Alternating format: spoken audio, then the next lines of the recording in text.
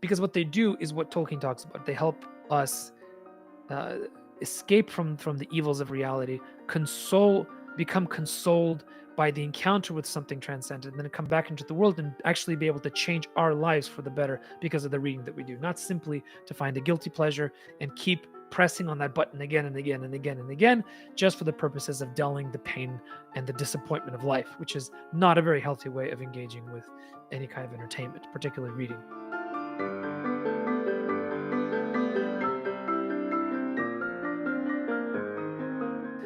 So today I wanted to, without further ado, get straight into the topic. It's kind of a fun one. And yeah, I'm just going to go straight into it. Recently, I decided, for reasons that will become clearer later on in this summer. I can't tell you about it yet. A little bit of secrecy there. Haha.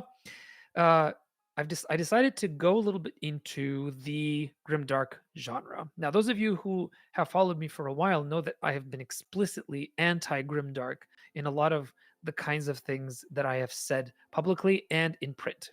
In fact, I have gone so far as to go on record saying that I think that grimdark as a as a genre is something that we should avoid because of its tendency towards nihilism. Let's leave that rather simplistic thought to the side for a moment because I will address it a little bit later in this live stream. But like I said, I decided I would go a little bit into the existing genre to see what to make of it. I haven't read a lot of fantasy lately. I'll be honest with you all. I've had a bit of a dry spell with fantasy. Fantasy, I'm a Tolkien guy, right? So for me, Tolkien, Lewis, um, the Chronicles of Prydain, like the real classics. Those things are so much better than nearly everything that's coming out now. And other than a few really good writers over the past 5-10 years who've come out with a few short series that really I think are right up there with some of the best, there's not much excellent fantasy out there anymore. I think fantasy as a genre is coming to a kind of a decadent period. Maybe that's a topic for a different time. But in any case, um, yeah, Felix, I'll explain what I mean by grimdark a little bit later. But just very briefly, I'm using grimdark right now in these next 5-10 minutes in the technical meaning of the term. In other words, this is what other people believe grimdark is. In particular, I recently read uh, Joe Abercrombie's The Blade itself. Now, Joe Abercrombie is widely considered, along with Mark Lawrence, both UK writers, to be kind of the founders of the grimdark subgenre of fantasy. Although really, you should consider George Martin to be kind of the leading light of it, but Martin is kind of in a category of his own. Um, Although I think it's fair to say that his writing is certainly grim dark. Yeah, morally great characters, etc. Right now, I kind of started. I listened to the audiobook of The Blade itself. The audiobook was read by a fantastic narrator, so that really helped. But I was expecting this to be a bloodbath. I was expecting it to be filled with repulsive characters that I had no ability to empathize with, in kind of a long, drawn out experience of real life that was supposed to make me feel bad about everything, which is my experience of roughly books 2 through 5 of Game of Thrones. Although I have gone on record and continue to say that I think the first book, A Game of Thrones, is actually quite a good one. But The Blade itself really surprised me. I expected it, like I said, to be this morally gray, difficult to empathize with main characters, blood, gore, guts, people making awful decisions, children being tortured, this sort of thing. What I actually got was something quite different. From the very beginning, we are thrust into a situation where you have someone who's like a former barbarian who is known for his bloody ways, having a near-death experience that essentially changes his view on the world and makes him much, much, much more willing to consider turning back on his past and trying to embrace something like a slight possibility of morality in a world where such morality is very unlikely to happen. So what's going on here is actually this is a world that is very, very much like our own. It's not a real fantasy world. I mean, it is. It's a medieval fantasy in the traditional setting, but the way that people act, people's worldviews, the expectations people have of each other, the kind of political games that you see are less War of the Roses and much more. Brexit. Uh, and you can just tell that the characters here, they've just put on funny hats and interesting clothing and are saying funny names of places. But really, these are very modern characters, which is fine. I have no problem with that as an approach, as long as it's consistent, as long as it's not shoved down your throat as a kind of position of moral high ground. But I was really, really surprised and quite pleasantly at the humorous and very very attractive manner that Joe Abercrombie has of writing. He really empathizes with his characters. He loves his characters. Yes, they are morally gray. One of them is a torturer who seems to find not sadistic pleasure in the act of torture, but a kind of moral vindication of the rightness of the world, because he himself was tortured nearly to death as a prisoner of war. And so now what he does is kind of goes overboard in the act of extracting truth from potential and sometimes not so potential offenders for the sake of kind of a balancing, a restitution of the rightness in the world, not at all for the sake of slaking some kind of nearly sexual thirst for violence, which is what normally happens in those kinds of scenes in something like Game of Thrones and in other grim dark type books. This torture character, Sandan Glokta, is actually one of the most interesting and appealing, oddly, and sympathetic characters.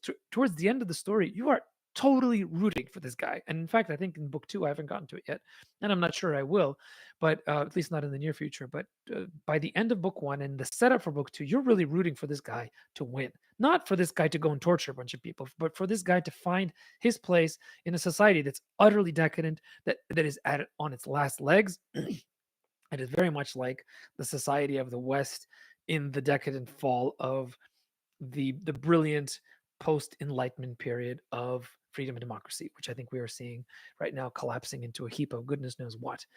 What I didn't like was something that is entirely a matter of personal preference, and it's part of why I've been knocking my head against the genre fantasy recently, in that most writers of fantasy nowadays don't treat fantasy as an escape from reality and a consolation for those who are prisoners of reality. And as you all probably know, unless you haven't heard me talk about this before, believe me, you will hear me talk about this a lot. So strap in, buckle up. I am a real devotee of Tolkien's ideas of fantasy being the kind of genre that allows you to have an escape from the mundanity, from the banality, from the evil, from the pain of everyday life, the escape of the prisoner, and not only to escape into some kind of secondary world where you don't have any connection with the real, but on the contrary, to find through that connection a consolation that allows you to come back into the real and make of the real world something that is much better than it was when you left it. It empowers you and gives you the strength to be able internally to be resilient and to deal with reality in a way that will help you be brave, be virtuous, be heroic. That's the whole point of the Lord of the Rings, if you think about it, really, because he lived through 2 world wars, and one of them he was an active participant. And to be able to get through that, to see the horrors of that kind of total war, which had never before been seen by humanity, and which did break a lot of people mentally, emotionally, and spiritually, to be able to come through that and then write the kind of heroic, romantic work that was Lord of the Rings can only truly be made by somebody who had experienced pain and who understood that there is this beautiful way of entering the secondary world of fairy for the purposes of encountering the beauty of the tale of the story in such a way that you can then return into the world and be able to infuse that beauty back into the world in some way, something Tolkien did so beautifully. Not something that modern fantasy writers are interested in doing. I'm not blaming them. That what Tolkien does is very difficult. It's just the reality. Reality of most modern fantasy is that these are extremely modern people with extremely modern world, meaning the characters in the story, not necessarily the writers, although I imagine the writers are as well. These are characters that live in a world that is essentially the same kind of postmodern reality that we in the 21st century inhabit. They're just wearing other kinds of clothing, and they might possibly have a slightly um, Maybe sometimes they have a bit more openness to magic or sometimes religion, though most of the time not. Really, essentially, what it is it's LARPing. And I'm not saying this as an insult, but this is like modern people getting dressed Ren Fair style and working out their very modern problems in very modern ways. This is the modern fantasy genre for the most part. And if it's done well, you could enjoy it. I mean, I did enjoy The Blade itself a lot. I thought it was a very entertaining story. And I probably will go back to the world to finish off the trilogy. Abercrombie is a very engaging writer. He has a great style to him. He's got this wry kind of very British humor going through the whole thing. It's very effective. I enjoyed it a lot. Is it grimdark? Apparently, but not in the sense that I gave at the beginning. There are some very heart-wrenching moments. There's a moment when characters that are essentially good, or at least not evil, have to kill a teenage combatant. And no, he's not a child. He and this character actually participated in the massacre um, of peaceful innocents, and it's seen very much as a kind of the blind eye of justice. This young man has to die because of what he did to innocents, including children. And it's a very effective scene because it really does show sort of the reality of what it means to be human in a difficult time when war is happening all around you. And the other one is there's some very sad and tragic moments of characters that are very likable, dying in rather gruesome ways. So in that sense, yes, okay, it's grimdark, I suppose. But really, all it is just a very accurate reflection of 21st century life with people getting dressed up as LARPers. And so, in that sense, is it real grimdark? Yes, officially, but it's not the grimdark that I thought grimdark was. And we'll get back to that theme in a second. There's a few points here in the live stream that I want to address. Michael says, "Been so long since I read that I vaguely remember 2, 3 characters being relatable and at least occasionally rooting for them. Torturer was one, and there was a young swordsman, would be guardsman. Yeah, the young swordsman is an absolute moron who has a very high opinion of himself, thinks he's God's gift to everybody, including women. And the entire story is him basically strutting his stuff and sometimes winning, but most of the time just being an ass and everybody recognizing that he's an ass. And he sometimes, 2 or 3 times, has these moments of illumination where the author allows him to actually see himself as he is. It's great. It's really good. He's got these moments of humility that he can't help actually seeing himself, and you're like, man, this is good stuff. This character could actually have an arc. So I'm curious to see how that goes in the rest of the series. Hello from South Africa. Wow, first South African we've had here for a while. Excellent. Welcome. Nico says, I feel modern fantasy follows after Dune in that in that book, the reader is invited to be a tourist, but in Lord of the Rings, he's invited to participate and befriend the elves and the dwarves. That's interesting. Um, I'll have to think about that though. I'm not sure I'm not sure I agree, but it's a cool thought. Well, Herbert only warns people not to be trusting. Herbert does have a more distancing technique when he's writing, but I think a lot of modern fantasy, in particular Joe Abercrombie, does have a very it does encourage you to get very deep into the lives, worldviews, and mindsets of these characters.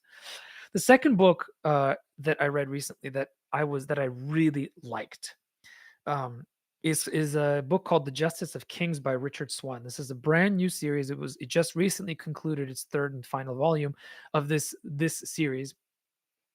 And the I don't know where I found it, but the covers are spectacular. For once, modern fantasy is making covers that are really, really good. And for once, and this was a pleasant, unexpected thing for me.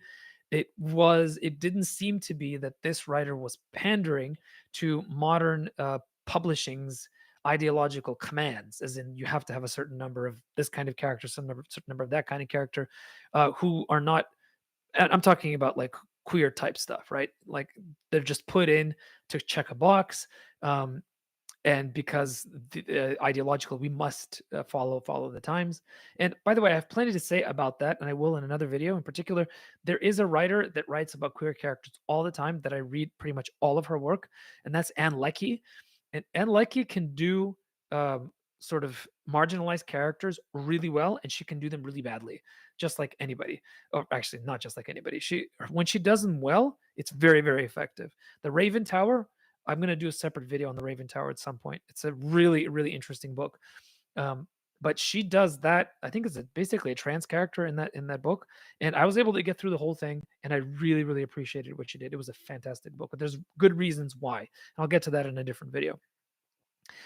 Um, so the other reason that I noticed Richard Swan's Justice of Kings is he in his social media presence he puts in Polish words every once in a while, and he's got like the Polish flag. It's even though he's a UK author, I imagine he probably has some Polish background, or he knows Polish. He learned it something because it's clear that this is a Polish inspired medieval fantasy. And that really got me interested. I started to read it, and within the first chapter, I was utterly hooked. Okay. This is a fantastic writer. Richard Swan is a very, very good writer. He's young, he's just coming into his own.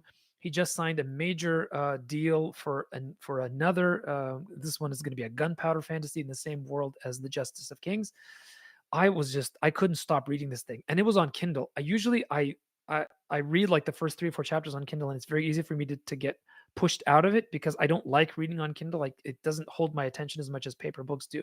This thing I kept coming back to it again and again and again. Now let me start with what I didn't like. Um, what I didn't like is that this is very clearly a traditional Christian bashing job. There's an empire that has a very strong militaristic religious bent to it. It has this is an empire that has conquered a bunch of smaller uh, countries and dukedoms and things like this, and has enforced religious unanimity throughout. Now, the way it's actually enforced is somewhat in a lax way. By the way, the whole idea of the Justice of Kings as a kind of wandering executioner slash judge, jury, everything is very reminiscent of Severian in the Book of the New Sun, which really appealed to me. I love that series, and I like the idea, this kind of very medieval idea of the traveling um, justice, who, in places where the king's or emperor's justice cannot reach, in the form of actual judges and juries, this man becomes, in effect, the voice and the representative of the emperor's will, but in a way that is, in this character in particular, something that he takes extremely seriously. He's a very integrated man, someone who believes in his calling and in the calling of his order, almost to a fault, and a very virtuous man. Really fascinating character, fascinating setup. There's a bit of kind of crime fiction elements here, a bit of mystery, a bit of thriller. It's a real mishmash of different genres, but it works really, really well. And I keep going to the good stuff. What I didn't like is the clear Christian bashing, even though there is no room for Christianity in this alternate world. They use words like Templars, and it's very clear that this is somebody who has been raised in a kind of anti-Christendom background, setting up a medieval world uh, that is very strongly reminiscent of the Reč Pospolita of the 16th of the early 12th, 13th, 14th, 15th centuries.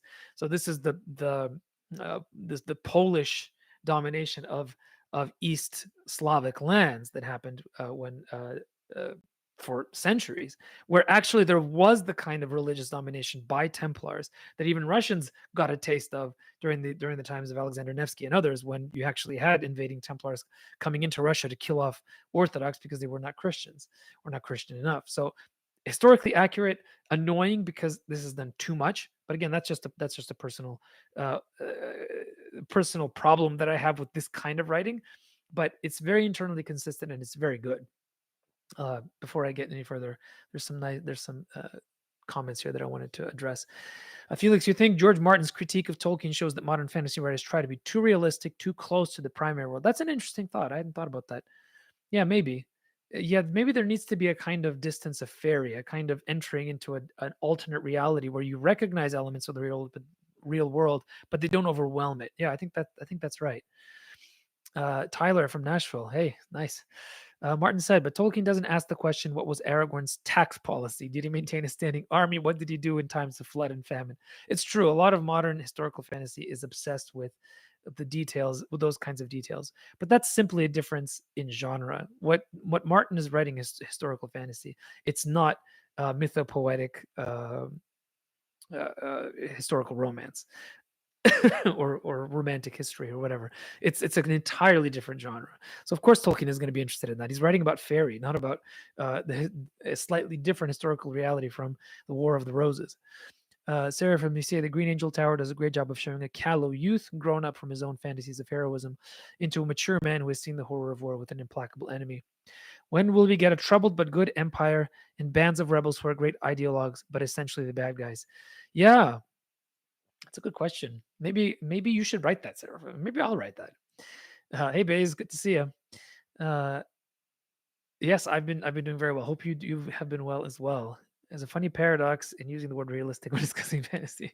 Yes, Nico, very true. All right, getting back to the Justice of Kings. Um, I loved the setting. The setting is it's a little bit too expected. It's the kind of gritty, uh, smelly, gray brown dominated vision of the medieval world that is dominating right now in the visual palette of medieval films, but it's set in the middle of winter in what is clearly inspired by East Slavic lands during heavy rain downpours and snowfalls at the sort of breaking point between winter and spring. If you've been to any of those places, you know that there is no color at all in the world during that period. It is miserable, it is awful, and for the dark and depressing setting of this particular story, it works fantastically well. And it's very realistic. So yeah, I'm kind of like give me more color. This is the medieval world. They loved color. That's also kind of a pet peeve of mine, but for this particular story, it's fine. It works. It's supposed to be what it is. The world building is fantastic. The setup of the different religions fighting each other, the position of the political posturing between the Order of the Justices, the Order of the Templars, the Emperor, and other very corrupt political interests that are maneuvering to try to take over this rather new empire that's barely standing on its 2 feet. It's really fascinating, and as a kind of study of the breakdown of a unified, centralized culture from a place where it was barely hanging on, but managing to keep the peace in a world that was used to constant war, to a place where we know that the war is about to come back. That stuff is powerful, especially now, especially as all this stuff is starting to happen again in Europe and in the Middle East. And it's very compelling and it's very real. It's not really an escape in the Tolkienian sense, uh, except that it almost is, because you're able to enter into the secondary world and the characters are really compelling. They're very interesting. They're all very human. They all have their foibles, but you're seeing it from the perspective of a 19-year-old girl who is an apprentice to this justice, to this wandering executioner. And it's really interesting to see her grow from this kind of almost non existent entity who only sees the world and interprets the world through what she believes her boss is seeing and feeling and thinking, to a point where she becomes a completely distinct human being who has her own place in the society, who is not a girl boss at all, even though she's strong and interesting and compelling. To see then him respect her and them kind of come into this fascinating relationship that's almost like older brother and younger sister, but also that's based on a mutual respect in the competence of their profession. It's something that's you don't see very often in fantasy, which is often worried about kind of otherworldly concerns. This is very rooted, very real, very kind of blood and guts, and not for the sake of the blood and guts. It's very good. Now, this book is extremely violent. It's extremely dark. There's some dark magic, necromancy, and stuff like this that I was doing this to, and I was skipping through. And in the end, and if you don't want to hear the spoilers, close your ears for about a minute. But this is a character study of a virtuous man who believes in the absolute moral clarity of his order of justices, seeing the order collapse around him into decadence, his own order as well as the empire around him, and then consciously choosing to become a man who breaks his own code in a world where such a code has no more room. So it is a deeply, profoundly tragic tale of a man who loses his center of moral gravity and becomes someone who is more utilitarian in his application of justice. Clearly, he's not going to end well. And at the end of the story, I was really rooting for him to remain the lone virtuous character to stand in this absolute morass of crime, villainy, and just utter human failure. And he didn't. And I was so mad at Richard Swan for doing this that initially I gave on my Goodreads review kind of some angry words to Richard Swan, but I let a few days pass, and the story stayed with me. It is a very powerful story, written very, very well. And so I went back and I said, "Look, I have to give this book something I almost never give." I gave it a 5-star review, even though the ending I didn't like personally.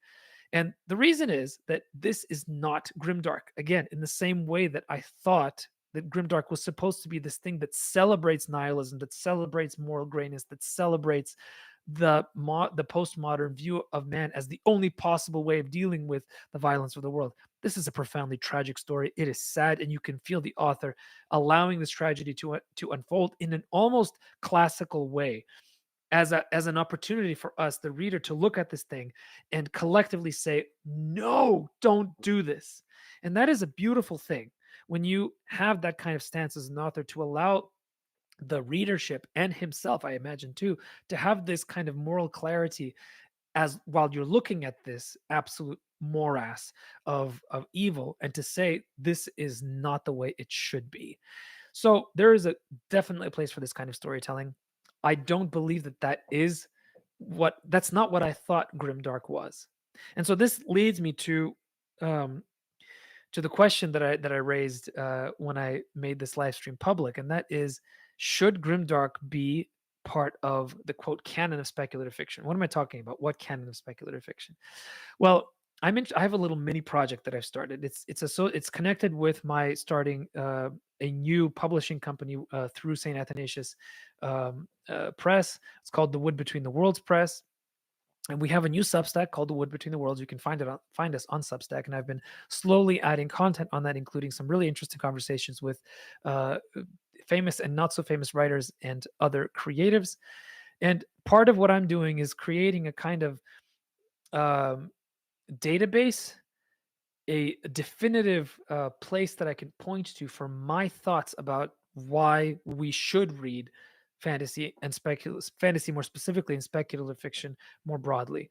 The first post that I did was basically announcing the press, which is the Wood Between the Worlds Press, where we're going to be looking for authors and publishing them in the tradition of the Inklings, the kind of mythopoetic writing that the Inklings championed, but in for a new time and a new century. The second post that I did was something called the Sun's Reflection in Water. It's a redo of a speech that I did at Doxicon last year, where I made the argument that you can find in the writings of some of the ancient fathers of the Christian Church, in particular Basil of Caesarea, an idea that there is a valid place for profane writings, so in other words, non-Christian and non-religious writings, for the ethical and moral development and even the spiritual development of young people as they enter into the world and begin their journey of trying to understand what it means to be human, what it means to become fully human. He makes it's a long argument. Basically, the argument that I make, and do read it. It's kind of a long post, but it says a lot about my thought process about fantasy and sci-fi and speculative fiction in general. In that, I believe that we need to do a lot of work in determining a kind of canon for speculative fiction in general.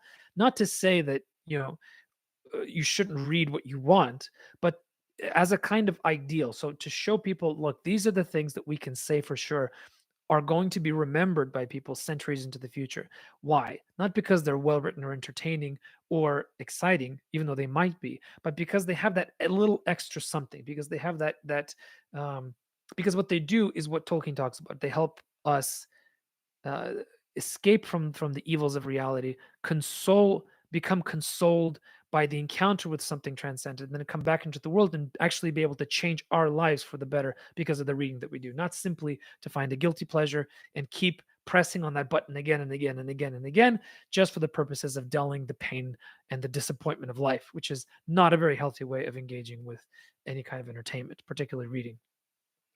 So the question then becomes: does grimdark novels, or maybe maybe the grimdark genre in general, belong in such a canon? And I probably would have said 4 or 5 years ago, absolutely not, because by definition, grimdark embraces a nihilistic viewpoint that tends to preference a postmodern view of life to more traditional views of life, Christian and otherwise, that have predominated throughout world history up until this very strange moment that we are in, where for some reason all of us are losing our uh, anchor and not being able to relate to the world in any intelligent or useful way. I now have changed my mind actually. So the thing is that in the past I have said that grimdark is something that exists. We should probably engage with it very carefully, but ultimately we should wait for it to end and to kind of go into the dustbin of history. And I offered as a counterpart something that other writers, some of whom are my friends, have suggested might be a counterpoint to grimdark, and this is a genre called noble bright. A noble bright is, it's difficult to put your finger on it exactly. It's sort of like clean fiction. It's got a bit of the taint of Christian fiction to it, and I don't mean the taint of Christianity, but I mean the taint of a kind of uh, Christian fiction that we all understand. It's sort of the thing in the Christian fiction section that is mostly evangelical works that tend not to engage with the actual realities of life in substantive, painful, real ways. Dostoevsky would have never been published by a Christian publisher of the 20th and 21st century. That's for sure, right? That's what I'm talking about. There is a bit of that taint in Noble Bright. Some of the better known Noble Bright writers have written books that I have really enjoyed, but very often in those genres, there is something missing. There is some kind of engagement with the painfulness of reality, with the real kind of rootedness of this flesh and blood existence that all the great writers, all the classics never shied away from. And I probably won't name any specific books because I have a great deal of respect for these writers, but there was one book in particular. I really won't say what it is, but at the end there was this moment of eucatastrophe for the main character. And it was, if you look at it from a distance, and if you read the summary of it, it was a true eucatastrophe that should have been moving, that should have been really like as powerful as a eucatastrophe in Tolkien. And it completely didn't do the job. It was dull. It was like completely skin deep. It did not enter into any kind of depth. And this is my problem with a lot of the Noble Bright genre, is that it's little more than clean fiction. And clean fiction, do it for kids, absolutely. But if you're writing for adults, you have to engage the harsh realities of what it means to be human. You just have to. Otherwise, what is it that you're doing? Are you just setting up a parallel reality where everything is, smells like roses and everybody's happy all the time? I don't want it. And in a recent conversation I had with Christopher Rocchio, which you can find, it's exclusive to my patrons. So if you like Rocchio, go and check it out. Come and join our community. We are very friendly. He and I discussed this question because his stuff gets really dark and very violent and very painful to read sometimes. But his message is so profoundly good that you almost have to wade through all that darkness to get to the brightness at the other end. It's that thing about how, actually, we've all read Tolkien how many times, Lord of the Rings. That moment when the star comes out in the middle of Mordor is so heart-wrenchingly beautiful because there's been nothing but darkness for so many chapters before it. It's almost hard to read those Mordor chapters because, well, they're not very interesting in terms of plot development. Really, I'd love to just skip through them, but it's because there's so much pain for the main characters and this unremitting kind of darkness happening over and over and over again. It's not blood and guts kind of darkness, but it's an existential, deep kind of moral darkness that is very difficult to read, right? I think you need that now. I think we've been living for my lifetime, 40 years, and probably more, probably a generation or two more, in a world where there hasn't really been a lot of suffering compared to the history of mankind. My argument is that Tolkien could only write something as transcendent as The Lord of the Rings because he went through the horrors of the war. I don't think that Lord of the Rings would have been nearly as good if he hadn't suffered. If Tolkien hadn't suffered. And this is something that something weird happened on Facebook last week. I noted, as so many other people did, that the Rings of Power trailer dropped, and like half an hour after the Rings of Power trailer dropped, the House of the Dragon trailer dropped. It was like the House of the Dragon was having an inside joke on, it was basically like pooping on the Rings of Power trailer. It was so much better. The trailer was way better, and it was just a reminder of the fact that these two exist in completely different universes. And personal likes or dislikes aside, objectively speaking, you might not like House of the Dragon. I don't. I mean, I don't find it enjoyable. It is by far a better show than the Rings of Power. But that being said, I kind of wrote a little thing about, are we even capable of writing the kind of hopeful heroic fiction that so well characterizes the Lord of the Rings and in general the work of the Inklings. And the post went mini viral. It hit like 70,000 people, and I got a lot of interesting. I mean, obviously, in internet terms, that's not viral, but for me, it is. And I got some comments from people who I normally don't have coming to my page, and it was more than the usual kind of confirmation bias that you usually get on these kinds of posts. And it was interesting to me to see that some people really do enjoy Rings of Power. I don't get it, but some people were saying, and there was one, that's right, that's what I was going to say. There was one comment in particular that really put this whole question into focus for me. He's like, guys, the House of the Dragon is not this kind of nihilistic grimdark garbage. What it is classical tragedy. It is like the tragedy of the plays, the old Greek plays. That's a very technical genre. And in that technical genre, all of the humans have fatal flaws. And those fatal flaws will end up angering the gods and ruining the lives of the main characters. And it's almost like they can't do anything about it. There's a sense of determinism, a sense of fate coming in, ruling all of them. That is something that is very present in all of Martin's work, in particular in the House of the Dragon. And when that person said that, I'm like, okay, now I get it. Right now, in this particular moment, in this kind of this kind of twilight of Christendom, which I think we are experiencing right now, it's like the twilight of another historical cultural period, which was reflected in the works of the great dramatists. That was the end of Athens, the end of the Greek world as the Roman world came sweeping in.